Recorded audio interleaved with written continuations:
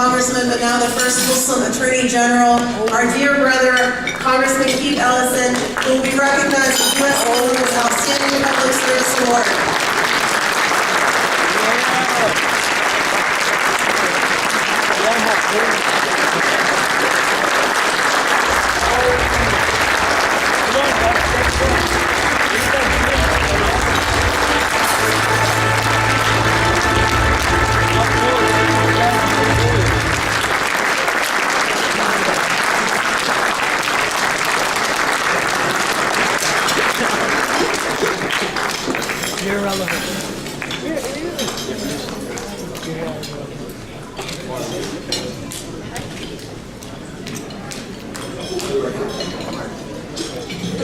Can you see it?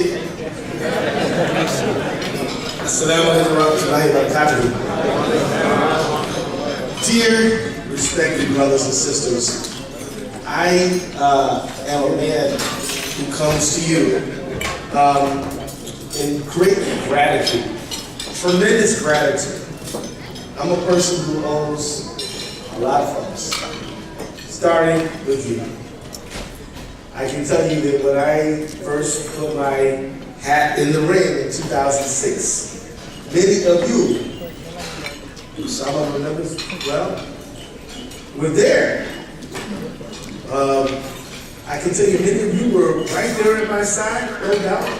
My brothers and sisters from Minnesota, particularly leaders in the Somali community in particular, were knocking on doors and helping me raise money and do everything to help me get into office. And I have always felt like I was not a congressperson. I felt like I'm a Congress group because I was never alone, never by myself. You all stayed close to me, and it was a great blessing that you did. And in 2006, when I went to Congress, there hadn't been anybody of the Muslim faith in Congress before. And I knew that I couldn't just be the first. I actually had to do a good job to represent you. And so now, 12 years later, can you imagine? It's 12 years later. 12 years later, January 3rd, they're going to swear in a new Congress. New Congress is coming in. And instead of none, which there was in 2006, and we got one, now there's going to be 3. And I'm not one of them. So, I may have been the first, but I wasn't the last. Alhamdulillah. I would say, we're going in the right direction. The other thing to remember is it's true that there will be 3 Muslims in Congress in January 3rd. I won't be amongst them, but the majority will be women. The majority will be women. And I just want to say to you and remind you, in Philadelphia in 2016, you remember Kaiser and Ghazala Khan gave a heart-rending speech in which those two people, a married couple who lost their son in service to his country, their Gold Star family, after Kaiser Khan gave that tremendous speech with Ghazala right there, Donald Trump said, well, you know, they don't let the women talk. Well, here he is judging a woman who lost her precious child in war. It's not hard to understand why she would have trouble coming up with the right words, because words cannot describe losing your child. Am I right about that? But she is a strong, powerful voice, and these 2 sisters who you're about to see coming into Congress are strong, powerful voices too. I could not be more proud of Ilhan Omar, who is taking my place in Congress. And I am extremely proud of Rashida Tlaib, who is coming from Detroit, Michigan. And you should be proud of her too. I ask you to look after them. Will you do it? Yeah. Take good care of them? Right? Now look, brothers and sisters, there will be times when they take a vote or make a statement you don't agree with. Come on, bring it, don't call them out. Bring them in a room and say, you know, brother, sister, we would have preferred this thing to go this way. Maybe there's some information you need, right? And even better yet, before votes come up, go to them and say, you know, there's smoke coming up, and we know because we pay attention, and we would like you to consider a no vote or a yes vote. That's what you call active citizenship. You know, this thing of representation it's a two-way street. It's not a one-way street. It's not like we sit you there, don't do everything perfect, and if you don't, we're gonna wrap your knuckles. No, after you send them there, you stay in touch with them, you keep talking to them, you tell them what you expect, you tell them good job when the job's good, you tell them, nah, not so good when it's not so good, but we always understand that there's going to be another vote tomorrow and there's going to be something else tomorrow, so we don't burn bridges with the people who we send, always remembering that everyone can do better the next time if we stay in relationship. Now, some of you have asked me, brother, why would you leave a safe seat in Congress? Why would you leave a safe seat in Congress to go run for Minnesota Attorney General? We don't get it. It doesn't make sense to us. Well, let me just tell you this, tell you a little story. As a Minnesota congressperson, and many of us stood with you, absolutely appalled when President Trump issued an executive order keeping his campaign promise that he was going to ban Muslims from the United States. You remember he said that? He then comes up with this executive order banning 5 countries, all of which were majority Muslim countries. And he said, we're going to ban these folks. We're going to ban them. We're going to keep them out. But then somebody told him, you know, the establishment clause of the U.S. Constitution says you can't ban people based on their religion. Oh yeah, you can't do it. So he says to Rudy Giuliani, go lawyer it up so it'll pass. So they tried that once, they tried that twice, and they failed. Third time, they cleaned it up just enough for a very conservative Supreme Court to be able to pass it through. It got through. But it wasn't Congress that fought those 2 earlier versions. We were appalled, we were against it, but it wasn't Congress that passed it, that fought those versions. You know who fought those versions? State Attorneys General. And they passed this latest version with just today, a group of Muslim lawyers from a group called Muslim Advocates filed a lawsuit saying, you know what? The Supreme Court said that if you're going to have this ban on these countries because the countries don't have a vetting system, then you have to let people in if they can show a hardship. And you're not letting anyone in, hardship or not. So you're violating even your own rules. This is what that lawsuit says. And you know who's joining those lawsuits? Attorneys General. Congress can't do it. Congress is very important. We need great congressmen. We need great congresswomen. But Congress people ultimately are law writers. They write the law. And you can't pass anything unless you get 218 in the House and 60 in the Senate, and then 51 after you get cloture, and then you got to get the president to sign it. It's very difficult to pass a law. But it is something that an attorney general can file a lawsuit to get something unconstitutional right away. And so we want to know that I didn't run from the fight, brothers and sisters. I ran closer to the front of the fight. And I just want you to know that. I want you to know that. I want you to know, somebody said, Brother Keith, does this mean that you're pretty much just going to be stuck in Minnesota since you're the Minnesota Attorney General? And my answer to you is that nowadays, Attorneys General are coming together over cross states, combining their energies, working together, and fighting against things that are wrong. In fact, also today, a judge in Texas found the Affordable Care Act was unconstitutional. Did y'all hear about that? Yeah. Well, the federal government, under Donald Trump, said he refuses to defend the law in court. Who's defending the law? Attorneys General. And you can expect that I will combine my energy with the Attorney General in California, the Attorney General right here in Illinois, Mr. Kwame Raoul, and all over the country, and we'll combine our energies together to fight on your behalf so that you and all Americans can have civil and human rights. I want to let you know that I ran to do basically two things. One is to help all Americans afford their lives. And two, to make sure that everyone is treated with dignity and respect. Let's talk about dignity and respect.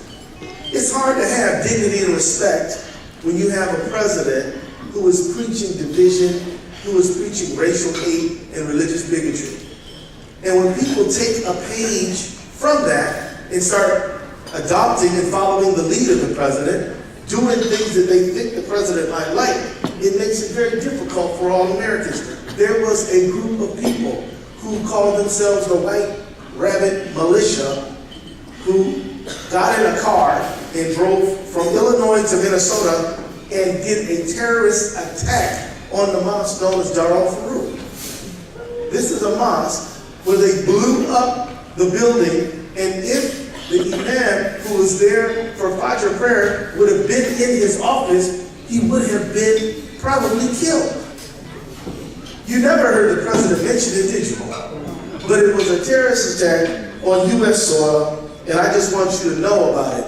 And let me tell you, just a few weeks ago, we saw worshipers at the Tree of Life Synagogue in Pittsburgh attacked. 11 of them shot down. A year before that, you had the Charlottesville. They're marching with tiki torches, talking about you will not replace us. Then said Jews will not replace us. You know, that's one thing I tell you. We need to find solidarity with people of goodwill and people who are also under attack just like us, because we understand that, you know what, if these folks who say this kind of stuff, they don't like Muslims, they don't like Jews, they don't like liberals, they don't like women, they don't like black folks, they don't like really anybody unless you're just like them. And so it is on our shoulders to find common cause and friendship so that we can have some solidarity and some survival from these folks over here. I'm telling you that as an attorney general, you can stop hate crimes, stop hate-motivated violence. And I'm telling you, as your attorney general, I will combine my energy with the attorney general of Illinois and anywhere in this country to stand up against these race haters who would bomb, who would kill, who would assassinate people just because of their religion or their race. We've got to stand against this. We've got to call out the government. We can't have political leaders saying, oh, it's just on both sides. No, there's no both sides when we're talking about the Nazis and the Ku Klux Klan. They're just bad all on their own, period. And as an attorney general, I plan on standing up against them. But I can't do it alone. I'm going to need your help. I'm going to need your backup. Can I count on you, as I always am? Yeah, I think so. I want to commend you, because one of the things I want to tell you about is, as Attorney General, I'm going to work hard to enforce a piece of legislation in Minnesota called the Women's Economic Security Act. As you know, women earn quite a bit less money than men do. They live longer and therefore depend upon Social Security longer, and yet they've earned less over the course of a lifetime. So it's not uncommon to see a 70, 80-year-old woman who doesn't have much to depend on more than Social Security. We're going to fight to make sure that women have the dignity and respect that they are entitled to. As you know, in the Quran it says the believing men and the believing women, right? So we believe in that. That's where we are, and I'm very proud that you all have chosen Rula Alusha as your chair. That's a very good signal, because we want to make sure the world knows that we value the talents of our sisters. Do we not? We want the world to know that we believe our daughters have many talents that they have to offer this world. And so your decision to make Rula the chair, I know it's very, very, very important. And I think every sister in the room knows that, you know, that they're being, that their values and their talents are being considered with your choice. And I'm sure, inshallah, we'll have many more sisters serving on the board as well. What do you think, Rula? That sounds very good. Yeah, she says that sounds good. Let me just say to you that the Muslim community since 2006 has made some great strides. I want to let's just review. Shall we review? When I first got there, we had a guy named Tom Tancredo who said, if there's one more terrorist attack, then the United States should bomb Mecca. Remember that? Yeah. There was another guy named Wilson Goode who, when he said, if the United States doesn't support the Wilson Goode program for immigration, there might be many more Muslims going to Congress demanding to be sworn in on the Quran. And we're going to have our money not say in God we trust, it's going to say in Mohammed we trust. That's what he put it. I said, wow. Well, here's the good news. Both of them are gone. We also had a guy named Alan West. He was full of vitriolic hate and for the Muslim community. We ran a candidate, the Muslim community got behind the candidate, and we defeated him, put him out. This, you can clap for that. This is good news. Because what it shows is that if you spew out hatred and nasty stuff against the Muslim community as an elected public official, there is a political price to pay for that. And let me tell you, we didn't do it alone. People of goodwill of all things said, you know what? We'll join in and help you. I remember there was a nasty fellow who called himself a minister. I can hardly believe this guy could be considered a man of God. He called himself Terry Jones. He was from Florida. And he said he was going to burn the Quran in Dearborn, Michigan. Right? Anybody from Michigan in the house? Yep, there's a few. Didn't he say it? Yeah, he did. And then when he said he was going to do it on a particular date and time, and it was interesting because some folks called me up and said, Brother Keith, can you leave Minnesota, come to Michigan? Terry Jones is coming. And I said, brother, if I come there, it's going to be about Keith Ellison.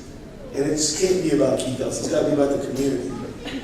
But I did call some of my friends and I said, you're going to get over to Dearborn, are you not? They said, yeah, we're going to go. It ended up being that there were more Christians and Jews and Hindus and Buddhists and everybody else standing in solidarity with the Muslim community than it was the haters, right? And we through the force of people power and love, we showed that his kind of nasty was not wanted.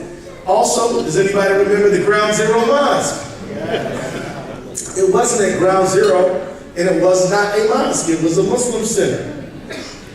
And yet the haters were pushing this narrative about the Ground Zero mosque. Somehow Bloomberg, who was the mayor of the city council, thought it was just fine to have a Muslim center a few blocks from the Ground Zero, but these haters didn't agree that that was the case, and they whipped it up real ugly. When I went there, the Muslim community was not alone. All of our neighbors and friends stood shoulder to shoulder and said, we're not going to tolerate this kind of hate. And we stood up against it. And then, I'll never forget, when the Republicans took over in 2010, and they got the gavels, Peter King, he said, when I get the gavel, we're going to have a series of hearings on Muslim violent extremism. I went to him and I said, hey, look, Congressman, none of us are against hearings on violent extremism, but certainly you got the Ku Klux Klan, you got the Nazis, you got all kind of bad people who do bad things. We're not saying leave the Muslims out of it, we're just saying put everybody who does it in it. He said, no, just the Muslims. I said to him, I said, look, this is unfair, and I went on TV and I spoke against it. He comes up to me and he says, you know what, I'll let you testify. And I wasn't sure it was a good idea, Osama. I wasn't sure it was a good idea because I said, look, I don't want to go in here and give credibility to this guy's ugly hearing, you know what I mean? But then I talked to some folks and they said to me, no, you need to go. You need to go. We don't want to be out of the conversation. You need to be there. We're not going to let them have a show without being challenged. So I go. And I wrote out a speech. And the night before I do it, I got a few folks on the phone and I read my speech to them and said, what do you think? And one of those people said to me, you need to call Talat Hamdani, because you're about to mention her son, Salman Hamdani. You're mentioning her son in your remarks. And she's going to be here. You don't want to have her be upset and surprised. So I called her. What I thought was going to be about a 3-minute conversation ended up being an hour-and-a-half conversation as this mom tenderly spoke about her son, who was a first responder and ran to 9/11 when everybody else was running away from it, as you would imagine they might do. He was running to the scene of the danger to save people, 23 years old. She talked about her son's football jersey, not soccer. You know, he grew up in Pakistan. Didn't expect him to be thinking about cricket or soccer or something. No, he's talking about good old American football. You know, the Bears, right? Who, by the way, beat the Vikings. I guess I'll forgive y'all for that. Oh, come on. Next year. Anyway, I did go there that next morning. I did give a talk, and honestly, I was really embarrassed because even though I got through most of it okay, some of y'all might remember I got a little choked up toward the end of it. I thought to myself, wow, I really blew it. Now I didn't make it all the way through with a clear eye. And you know what? When I was done, I told Miss Abdani, I said, I'm really sorry. I kind of got weepy in the hearing. She said, son, don't be upset about that. You helped humanize my son. You helped give us the emotion that was associated with how we felt. And you carried our hopes and dreams. And I wonder, why did I get upset in that hearing? And I'm going to tell you why I think I got upset in that hearing. Because so many of you, my dear friends, had told me how you've been pulled off airplanes in front of everybody in handcuffs sometime, that had your daughter's hijab snatched off her head, had people yelling crazy things at you, you know, people attacked. I just heard too many sad stories. Somebody told me, you know, I come from Somalia. I lived through a war, and yet I come to Minnesota and get smashed in the face for speaking Swahili with a glass. I lived through a war, and yet here I'm not safe.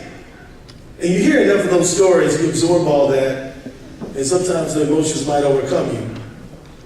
But I feel honored to have heard all those stories from you. I feel blessed to be able to carry your message. And I thank God for the experience of hearing each one of those stories, because what they did is they helped deepen me and helped strengthen my faith. Let me tell you, a lot of good things have happened to us since 2006. And many, many more, I think, inshallah, will continue to happen. In Minnesota alone, Ilhan Omar, we lost her in the state legislature, didn't we? We had her in there, and she was in the state legislature, and now she ran for Congress, so she's not there anymore. We are lost. I would know that. Oh no, I know what I'm talking about. We lost her in the state legislature because she's in Congress. But don't worry, because Mahmoud Noor and Hoda Hassan took her place. We lost one and got two. How do you like that? We lost one and we got two. And we had folks running for school board, running for city council, running for all this. And the most important thing, in my humble opinion, is not that we got all these offices. That's not even the most important thing, that we had all these folks win. If Hassan Jama was here, if Imam Hassan Jama was talking to you, he would tell you that perhaps the most important thing was on one night during the campaign, we got so many Muslim activists together that they called 13,000 people on one night to get out the vote. Now, if you got 13,000, if you got enough people to call 13,000 people in one night, you can elect anyone you want. You don't have to worry about some one candidate here or one candidate there. You can replicate success if you can do that. And so this is very important. In fact, one of the other great successes is that the Muslim community, the Muslim Coalition of Minnesota, got together with a group called Isaiah, which is a multi-faith institution. And they worked together to try to help lift up the political voice. And one of their main things that they're fighting for is to stop Islamophobia. Yup, you got Lutherans, Presbyterians, Catholics, Jews, and any other kind of denomination you can name, pledging, we will stand against Islamophobia with you. That's a good thing. That's a good thing. And so this is kind of coalition politics that could be in our future. Let me tell you this, I was so honored, Osama, to be at the inaugural meeting of the United States Muslim Coalition. And the reason why is because we were with some wonderful, wonderful leaders there. I first heard the call of Islam by someone who was taught Islam by Warith Muhammad. The Imam is how we refer to him. That's where I first learned Islam. Anybody here from the Imam Muhammad's community? Yeah, that's where I learned Islam. And it's the best thing that ever happened to me. And I remember when I won in 2006, I got a visitor. Somebody got on a plane in Chicago, flew all the way to Detroit, came to my mother's house and sat down and told me that they were proud of the work that I did. They wanted to support me. That was none other than Imam Warith Muhammad. And it was one of the great honors that I've ever had. And I mention that because it's important to make sure that the coalition has the whole family in the coalition. I want to thank you, Mr. Secretary General and Madam Chair, for continuing to reach the arms out, expand the arms. It's really important that we have the Rohingya community in our ranks. It's really important that we have both the Sunni and the Shia. You know, there's a lot of Muslim organizations that are like all Sunni Muslims. We got to reach out and make sure the whole family is part of the team. We can't leave anyone out. We got to make sure that we got people from all colors and all cultures. And let me tell you, the Sahaba were a multicultural group, were they not? This is such a wonderful lesson for us. You know, and I tell you, Prophet Muhammad sallallahu alaihi wasallam had to tell us in his final speech, he had to tell us, you know what? The Arab's not better than the non-Arab. And the non-Arab's not better than the Arab. You know he had to tell us that. You know why? Because somebody said, I'm Arab, Prophet's Arab, I must be better than y'all. But he said, no, you're not. No, you're not. He said, oh, well, the black is not better than the white, and the white's not better than the black. And he said, if you think otherwise, Bilal will be the one who calls us all to prayer. He was all, let me tell you, you're part of this incredibly rich family, this wonderful ummah, this wonderful community that has this history of multiculturalism and anti-racism. And I want to ask each of you to remember to uphold that wonderful heritage that you have. America needs it. America needs it. I've had many Muslims tell me all about what's haram and what's not. Oh, brother, this is haram. Brother, that's haram. Brother, that's haram. I said, is racism haram? I think that it is. Imams, is racism haram? Yes. I think there's a consensus opinion on this. And I want to tell you that dear sister Ilhan Omar has received some racism from some Muslims overseas. I hope y'all talk about that and figure out what you're going to say about it. And remind them about what the faith they say they believe in and what it says. Well, let me wrap up, and I just want to say as I close, these last 12 years have been wonderful because we've been walking together. In the next few years, I want to encourage you. Make sure there's a Muslim Day on the Hill in every state of the Union. Is that a project we can take on, Madam Chair? We got a head start. Many already have them. Let's make sure there's one everywhere. Let's get a Muslim Day on the Hill kit. So if you want to start one, you can go get one. Let's try to encourage a Muslim political PAC in every state. Freestanding, we don't control it, but they have theirs. And then they support even candidates of other faiths if they believe in supporting people of all faiths in the Muslim faith, right? Let's try to make sure that we encourage more people to run for office. Brothers, let me tell you, women are often well qualified but don't want to run. Encourage them to run.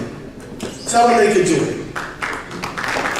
And I just want to say to all the Muslims here, some of you all who got close to 60, 70, you're thinking to yourself, well, I'm too old to run, but let the young people do it. Look, you might be the only adult supervision on that school board. We need you. You know you're bored in your retirement. Go be the mayor, all right? All right? You got a lot of wisdom. We need some of it. too young, I'm too young, I'm too young. You might be the invigoration on that board. You might be the energy on that board. You know, the one's going to say, we need to do this and we need to try that. And everybody else is thinking, oh, no, let's settle down. No, you're going to be the energy on that board. We need you to run and be part and run for that mayorship because you got the energy and the vigor, and you will invigorate us. And some of you are in that 40 range. You know, you might have parents you're looking after. You might have kids at home. And you're thinking, oh, I can't run. I got too much to do. Well, let me just tell you this. Who better than you knows the challenges of raising a family in America today? You know how much bread costs, right? You know how much gasoline costs. You can come in there and talk about how the curriculum needs to reflect the cultures of all the people of the world, not just one, right? You could say, look, what about unit on Islamic contributions to world history? You ever heard of algebra? You know? In other words, you gotta be part of this thing. Some people say, Brother Keith, I have an accent. You know, Arnold Schwarzenegger had an accent. Don't say I have an accent. I'll be back. Remember that guy? And some of you all will say that I have my name is Ahmed Jamal Mohammed Hassan, whatever. The president's name was Barack Hussein Obama. You have no excuses.